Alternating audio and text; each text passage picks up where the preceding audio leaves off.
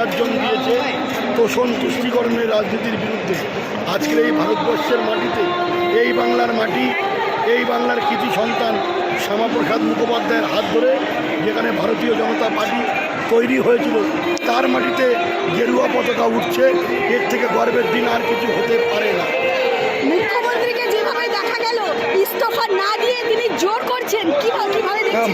মুখ্যমন্ত্রী হচ্ছে পরাক্রান্ত মুখ্যমন্ত্রী। মুখ্যমন্ত্রী বলছেন আমি যতক্ষণ না দেহত্যাগ করব ততক্ষণ পর্যন্ত পদত্যাগ করব না। মুখ্যমন্ত্রী দেহত্যাগ না করা অবধি উনি পদত্যাগ করবেন না।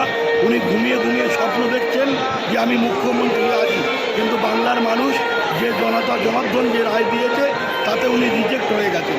কাসিমদা অভিষেক বন্দ্যোপাধ্যায়ের বাড়ির সামনে থেকে যেভাবে সমস্ত সিকিউরিটি তুলে দিল এবং আরে 2 টাকার চাল পাতার সেপাই, আপনারা ধনে পাতার ক্যাশ মেমো খুঁজলে তোটা মুশকিল।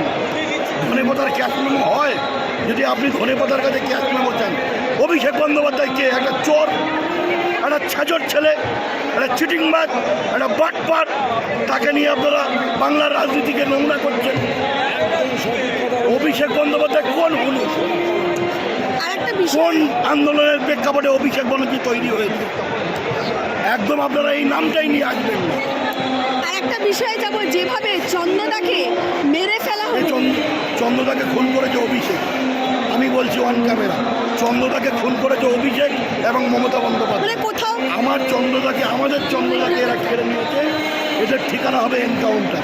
কোথাও কি মমতা বন্দ্যোপাধ্যায়ের হার? মমতা ব্যানার্জি এবং অভিষেক পিসিয়ান ভাইপো এরা চক্রান্ত করে পারেনি শুভেন্দুকে পরাস্ত করতে, তাই চন্দ্রদাকে খুন করেছে।